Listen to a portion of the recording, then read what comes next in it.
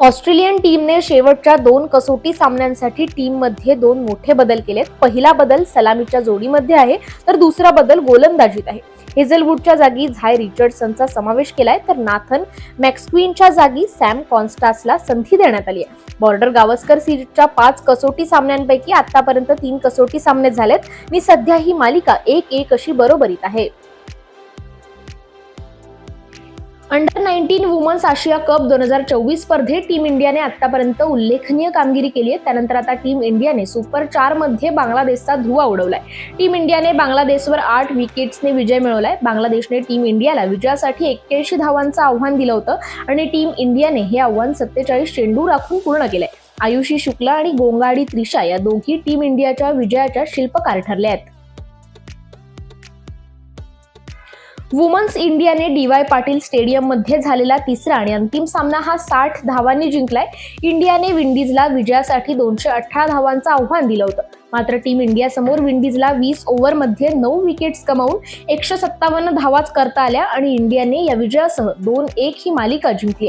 राधा यादव, रिचा घोष आणि स्मृती बंधना या तिघी टीम इंडियाच्या विजयाच्या नायिका ठरल्या आहेत. नुकत्याच दिल्ली येथे झालेल्या राष्ट्रीय वेट लिफ्टिंग स्पर्धेत 64 किलो वजनामध्ये सातारच्या समृद्धी विक्रम ढोणे हिने गोल्ड मेडल मिळवून सातारचं नाव उंचावलंय. साताऱ्यात तिचे आगमन होताच तिचे जंगी स्वागत करण्यात ढोणे कॉलनी येथून वाजत गाजत मिरवणूक काढण्यात आली आहे.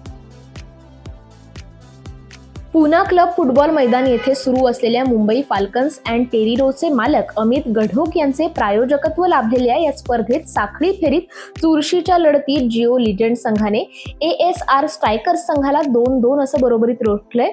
जिओ लिजेंड संघाकडून योहान अंकलेसारिया, ओंकार कुलकर्णी यांनी गोल केले, तर ASR स्ट्रायकर्स कडून कबीर सरीन यांनी 2 गोल केले. दुसऱ्या सामन्यात अरन थवानी याने नोंदवलेल्या एकमेव गोलाच्या जोरावर हिलॉयस ईगल्स संघाने अमदू कलेक्टिव्ह संघाचा 1-0 असा सनसनाटी पराभव केला आणि अन्य लढतीत झिदाने स्विलर्स संघाने हॉटफूट संघावर 2-0 असा विजय मिळवलाय.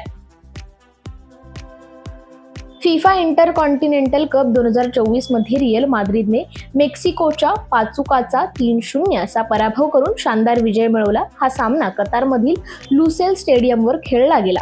कालियान एम्बापे, रोड्रिगो आणि विनिसियस ज्युनियर यांच्या गोलसह स्पॅनिश दिग्गजांनी उत्कृष्ट खेळी केली. पाचुकाने सुरुवातीला वर्चस्व गाजवण्याचा प्रयत्न केला, परंतु रिअल माद्रिदच्या आक्रमक आणि बचावात्मक स्थिरतेने त्यांना सहज विजय मिळवून दिलाय. प्रो कबड्डी लीगच्या 11व्या हंगामात यू मुंबाने 3 वेळा विजेत्या पाटणा पायरेट्सचा 43-37 असा पराभव केला. या जबरदस्त विजयासह यू मुंबा आता प्लेऑफच्या अगदी जवळ पोहोचलेत. अजित चव्हाणने या सामन्यात संघासाठी चमकदार कामगिरी करत 15 रेड पॉइंट घेतले. बचावात असताना कर्णधार सुनील कुमारने हाय 5 पूर्ण केला आणि परवेश भैसवालने चमकदार कामगिरी करत 4 गुण घेतले, तर पाटणा पायरेट्ससाठी देवांकने सर्वाधिक 12 गुण घेतलेत. बांगलादेश विरुद्ध वेस्ट इंडिज यांच्यामध्ये नुकतीच T20 मालिका झाली. यामध्ये बांगलादेशच्या संघाने शेवटच्या सामन्यात इंडिजला 80 धावांनी पराभूत केले आणि या मालिकेमध्ये एकतर्फी विजय नोंदवलाय. बांगलादेश वेस्ट इंडिज यांच्यामध्ये झालेल्या 3 सामन्यांच्या मालिकेत बांगलादेशी संघाने 3-0 असा विजय मिळवून मालिका नावावर केली आहे.